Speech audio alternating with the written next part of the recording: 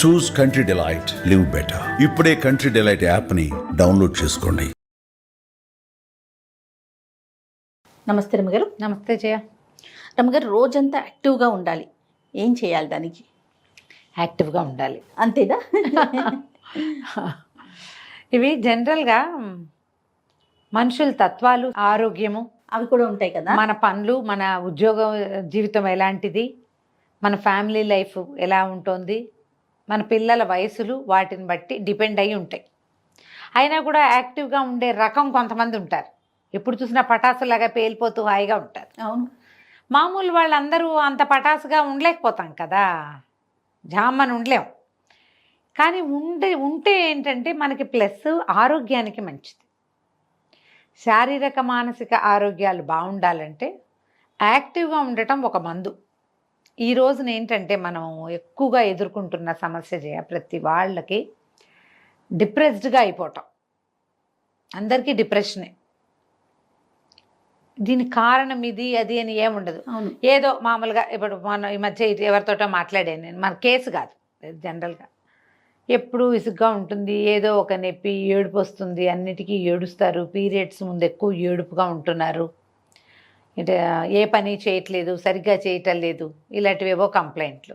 Doctor దగ్గరికి వెళ్తే ఈవిడ డిప్రెషన్లో ఉందని చెప్పాడు డాక్టర్. డిప్రెషన్కి ఏమీ లేదు, ఇల్లు వాకిలి బాగున్నాయి, అమ్మా నాన్న ఉన్నారు, అత్త మామ ఉన్నారు, భర్తతోటి బాగానే ఉంది, 2 పిల్లలు ఉన్నారు. ఎందుకు డిప్రెషను ఏమిటో ఆవిడకి తెలియదు. రీజన్ తెలియని డిప్రెషన్లో ఉంటున్నాం మనం ఇప్పుడు.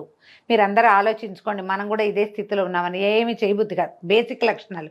పని చేయబుద్ధి కాదు, సాటిస్ఫాక్షన్ ఉండదు, తినబుద్ధి కాదు, లేదు తినాలే అనిపిస్తుంది, ఎంతసేపు బయటికి వెళ్ళిపోదాం అనిపిస్తుంది, లేదా అస్సలు బయటికి వెళ్ళబుద్ధి కాదు. ఎన్ని పనులు చేసినా చాలనట్టు అనిపిస్తుంది ఒక రకం, ఏ పని చేయబుద్ధి కాదు ఇంకో రకం.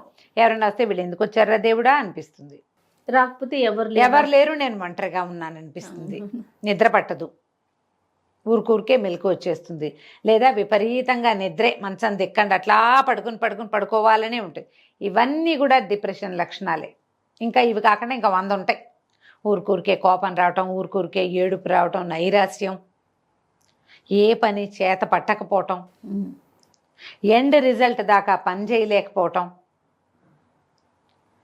ఇవన్నీ కూడా అందరూ ప్రతి వాళ్ళు ఇందులోకి వెళ్తారు చేయాలి. ఇది ఒక సహజమైనది. జ్వరం వచ్చాక ఒక నిస్త్రాన్ని వస్తుంది చూడు, అవును, అలాగా ఇవి పెద్ద పెద్ద పనుల తర్వాత రావచ్చు.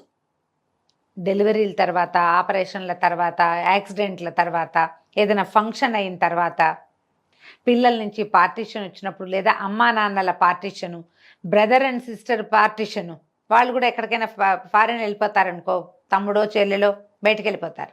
అప్పుడు భర్తలతోటి కొంచెం సెపరేషన్ వచ్చినా, ఏదైనా చిన్న సెపరేషన్లు, వాళ్ళు ఏదో ఊరు వెళ్తారు, అలాంటప్పుడు కూడా రావచ్చు. ప్రెగ్నెన్సీ రావట్లేదని భయాలు అవి ఏర్పడ్డప్పుడు, ఎర్లీ ప్రెగ్నెన్సీలో కూడా ఈ లక్షణాలు ఉండొచ్చు. మనం ఇలా ఉన్నాము అనుకుంటే దాంట్లో నుంచి బయటపడేందుకు ప్రయత్నం చేయాలి. అది ఎట్లా, ఎంత సింపుల్గా చేయాలంటే మనకి ఎలా తెలుస్తుంది అలా అడుగుతారు. కాదు, మనం చీకట్లో ఉన్నాం, లైట్ వేసుకోవాలని మీకు ఒకళ్ళు చెప్పాలా? మనకు అర్థమైపోతుంది కదా ఆటోమేటిక్గా కదా. మీరు ఆలోచిస్తే మీకు అర్థమవుతుంది. ఏమిటి, నేను ఇలా పప్పులో ఉన్నాను, నేను ఇలాగే ఉండాలి, ఇలాగే ఉండొచ్చు అనుకోవద్దు. ఎప్పుడు ఇలాంటి నైరాశ్యాల్లో ఎవ్వరూ ఉండకూడదు, ఉండక్కర్లేదు. దానికోసం ట్రై చేయాలంతే. ఓకే. మీరు యాక్టివ్గా ఉండే పర్సనాలిటీ అయినా, లేదా మీరు యాక్టివ్గా ఉండాలి అని భావించినా మీ చుట్టూతా ఇది చేరదు, ఇది పోతుంది. ఒకవేళ వచ్చినా దాన్ని మనం తన్నేస్తాం. ఏదో దారిలో కనపడుతుంది, దాన్ని తోపు తోసి మన దారిని మనం ముందుకు నడిచి వెళ్తాం. మీరు ఆలోచించి చూసుకోండి. ఇది 14-16 ఏళ్ల వయసు అప్పటి నుంచి మొదలుపెట్టి 60-70 ఏళ్ళ దాకా ప్రతి ఆడవాళ్ళు ఎదుర్కొంటారు. అవును, గమనించండి. మీ పిల్లలు డల్గా ఉన్నా, లేదా విపరీతంగా తినేస్తున్నా, సరిగ్గా మాట్లాడరు, ఎవరైనా వస్తే లోపలికి వెళ్ళిపోతారు, ఏది కొన్నా సాటిస్ఫాక్షన్ ఉండదు, ఇవన్నీ కూడా ఇలాంటివే. ఇది పెద్ద స్థాయి కాదు, చిన్న లెవెల్. దాన్ని సరి చేసుకోవాలి. యాక్టివ్గా ఉంటే ఇవి తగ్గుతాయి. యాక్టివ్గా ఉండటానికి ఏం చేయాలి, ఇది బేసిక్ థింగ్.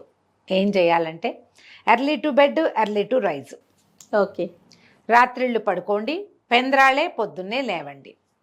ఏదైనా 100% ఫిజికల్ ఎక్సర్సైజ్ ఉండాలి. ఏమీ చేయలేరు మీరు, ఎక్సర్సైజులు రావు ఏమిటో రావు, జిమ్లో చేరే కెపాసిటీ లేదు మనకి, మన వల్ల కాదు.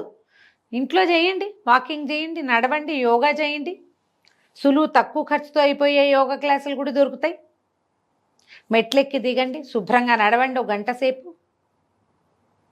ఏదైనా ఇంట్లో పని చకచకలాడుతూ చేసేసేయండి. ఏదైనా వంట చేయండి. శరీరానికి శ్రమ. సర్దటము, పనులు చేయటము, మొక్కల దగ్గర పని చేయటము, పైకి కిందకి నడవటము, ఎవరికైనా సహాయం చేయటము, ఎవరి పనులైనా చేసి పెట్టటము, ఏదో ఒకటి చేసి మిమ్మల్ని మీరు యాక్టివ్గా ఉంచుకోండి. దీంట్లో డ్యాన్సులు, సంగీతాలు, ఏదైనా ఇన్స్ట్రుమెంట్లు నేర్చుకోవటాలు, ఏదైనా సరే, క్రియేటివ్ పని ఏదైనా, ఓకే, ఏదైనా తయారు చేయటం, అవన్నీ కూడా మిమ్మల్ని యాక్టివ్గా ఉంచుతాయి. ఈ ఇళ్లల్లో ఉంటారు, పనులు కూర్చుని పని చేసే కొన్ని ఉంటాయి కదా, కూర్చుని పని చేసే వాళ్ళకు కూడా యాక్టివిటీ అవసరమే. కొన్నాళ్ళకి ఏమవుతుంది, నడుం చుట్టూతో ఫ్యాట్ చేరిపోతుంది, లావుగా అవుతారు, ఒక కదలిక లేని ఒక మనస్తత్వం ఏర్పడుతుంది. దాంట్లోంచి బయటకు వచ్చేయండి. గంటకు ఒకసారి 2 గంటలకు ఒకసారి లేచి కాసేపు అటు ఇటు నడిచి తిరిగి గట్టిగా స్ట్రెచ్చింగ్ ఎక్సర్సైజులు చేసి ఒళ్ళు విరుచుకోండి. మామూలుగానే ఒళ్ళు విరుచుకోవడం తప్పని చెప్తాను కదా, ఒళ్ళు విరుచుకోకూడదు.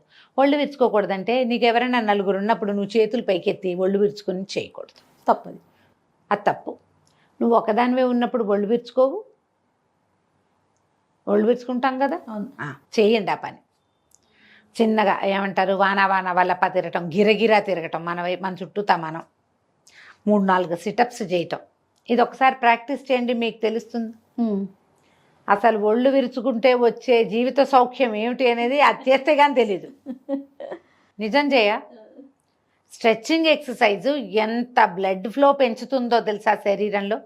చాలా రోజుల క్రితం చిన్న ఎక్సర్సైజ్ చేయండి అని ఒక వీడియో చేసాం, అది విపరీతంగా వైరల్ అయింది, బాగా కొన్ని లక్షల వ్యూస్ ఉన్నాయి దానికి. అవును, నిజంగా. చిన్నప్పుడు వాన వల్లప్ప తిరిగేవాళ్ళం. ఎవరికైనా వాన వల్లప్ప తెలుసా? ఎందుకు తెలియదు రమ్మగారు? అది తెలుసా? నాకు తెలుసు. అదేమిటో గుర్తు చేసుకుని చేయండి తప్పకుండా, హ్యాపీగా. ఒక్కసారి గిర్రుమని బొటన వేలు మీదో, కాలి వేలు మీదో, కాలి మడవ మీదో మీ చుట్టూతా మీరు తిరిగి చూడండి. ఒక్కసారి 2-3 ఏళ్ల వయసు తగ్గిపోతుంది. ఎంత బాగుందో కదా వినడానికి, చాలా బాగుంది. అదే, బాగా ఒళ్ళు తోముకొని స్నానం చేయండి. ఈ ఒళ్ళు తోముకోవటానికి మంచి మంచి సాధనాలు దొరుకుతున్నాయి ఇప్పుడు. నేనైతే చక్క తెల్లటి టవల్తో తోముకుంటే చాలా హాయిగా ఉంటుంది అనుకుంటా. బాడీ స్క్రబ్ ఇప్పుడు మనం కొనుక్కొచ్చి అదేమిటో చేద్దాం అనుకోవద్దు. ఇంట్లో పాత తువ్వాలు, ఏదైనా టర్కీ టవల్ ఇంత ముక్కుంటే చాలు, దాన్ని శుభ్రంగా నీళ్ళలో పడేస్తే 5 నిమిషాలు నానిపోతుంది, దాన్ని పిండేసి దాంతో బాగా తోమండి. ఒళ్ళు తోముకుని స్నానం చేసి అబ్బక్కర్లా. మొహము, మెడ, చెవులు, ట్యాన్ ఎలా పోతుందో దాంతో. నెక్ ట్యాన్ ఉంటుంది మెడ దగ్గర, ఒక రకంగా మనకి భుజాల రంగు ఈ రంగు అంత మందంగా ఉండకూడదు, అది బరగ్గా ఉండద్దు, కొంచెమే బరగ్గా ఉండాలి, కొద్దిపాటి బరక. మీరు ఒళ్ళు కూడా పరపరలాడించకూడదు, తోమాలంతే, బలం పెట్టాలి. అప్పుడప్పుడు ఒళ్ళు నలుగు పెట్టుకోండి, మీకు యాక్టివిటీ పెరుగుతుంది, యాక్టివ్గా అవుతాం మనం. చెయ్యండి సరిగ్గా, శుభ్రంగా మంచినీళ్ళు తాగటం, ఏదైనా ఎనర్జీ డ్రింక్స్ తాగటం. ఎనర్జీ డ్రింక్ అంటే మళ్ళీ అదేదో కొనుక్కు రావద్దు, ఈజీ సింపుల్ మెథడ్ చెప్తాను చూడు. కొంచెం చల్లటి నీళ్ళు, కుండలో నీళ్ళు, నిమ్మరసం పిండండి, ఓ చిటికెడు ఉప్పు వేయండి, ఓ 2 స్పూన్లు పంచదార వేయండి, తాగేసేయండి అంతే హాయిగా. వేడి నీళ్ళల్లో కాస్త కరివేపాకు వేయండి, నీళ్ళల్లో కాస్త కరివేపాకు కానీ పుదీనా కానీ వేస్తే 1 నిమిషం పొయ్యి మీద ఉంచితే చాలా లైట్ గ్రీన్ కలర్ వస్తుంది, తాగేయండి. అవి మిమ్మల్ని ఎనర్జెటిక్గా ఉంచుతాయి తప్పకుండా. ఈ మామూలు నీళ్ళలోనే ఓ కీర ముక్క, ఓ క్యారెట్ ముక్క, ఓ బీట్రూట్ ముక్క అట్లాంటివి పడేసుకుని, కీర నాకైతే నచ్చదు, బీట్రూట్ కానీ ఏమైనా వేసుకుంటే హాయిగా ఉంటుంది, చాలా హాయిగా ఉంటుంది. అలాంటివి ఏమైనా తాగండి. మీకోసం మీరు ఏం చేయగలరో ఆలోచించండి. మామూలుగా మన కోసం మనం ఏం చేస్తాం మనకు కొన్ని తిండి ఇష్టం, ఏవో తింటాం కదా, ఏవో తింటాం, ఏవో తాగుతాం, అందరం చేస్తాం కదా. ఇది ఈ అందరం చేసే సహజమైన దాన్ని స్పెషల్గా చేసుకోండి మీకోసం. రమ్మగారు మీరు తిండని కానీ నాకు పునుగులు గుర్తొచ్చి నీకేమో బెజవాడి పునుగులు ఇష్టం అది కదా. మీకు జిలేబీ నా పునుగులు రెండు గుర్తొచ్చినాయి నాకు. మనకంతే, అంతకంటే ఏముంది. చిన్నప్పుడు నాకు ముంత మసాలా చాలా ఇష్టం చేయ, రేర్గా తినేవాళ్ళం. మా బందర్లో ఒక బాబు అనుకో పక్క సందులో ముంత మసాలా చేసేవాళ్ళు. నేను ఎంత క్లియర్గా చెప్తాను చూడు, బాబు అనుకో పక్కన సందు అక్కడ ఉండేది ప్రత్యేకంగా. ఎప్పుడో తినేవాళ్ళం, ఎందుకంటే మా ఇళ్లలో ఉల్లిపాయలు అవి ఏమి ఉండేవి కాదు కదా, మా తిండిలో లేదు. రేర్గా అదితో టిగ్లింగ్గా ఉండి ఒక సరదా వస్తుందన్నమాట. సుగంధి చోడా బందర్లో ప్రత్యేకాలు ఇవి. తర్వాత తాతారావు గారి మిఠాయి కొట్ల నుంచి బందర్ హల్వా ఒకటి, బందర్ హల్వా. హల్వా ఇప్పటికీ ఫ్యాన్సీయే. నాకు తొక్కుడు లడ్ల మీద ఫ్యాన్సీ ఉండదు, పెద్ద నచ్చదు, శనగపిండి కదా. బందర్ హల్వా ఒకటి ఎక్సలెంట్గా. అప్పట్లో భాస్కర్ విలాస్ అని మా అన్నయ్య ఫ్రెండ్ వాళ్ళ ఇది ఉండేది. భాస్కర్ విలాస్ రాము ఆయన ఫ్రెండ్, మా అన్నయ్య ఫ్రెండ్ అనమాట. అక్కడ ఒక ఇది చేసేవాళ్ళు, ఏమంటారు మన ఫ్రూట్ సలాడ్ తినడానికి ప్రత్యేకంగా వెళ్ళేవాళ్ళం. ఇళ్లలో ఫ్రూట్ సలాడ్ చేసుకోవచ్చు అని తెలియని కాలం అది. అక్కడికి వెళ్ళి తినేవాళ్ళు. అక్కడ ఐస్ క్రీమ్ కూడా ఉండేది.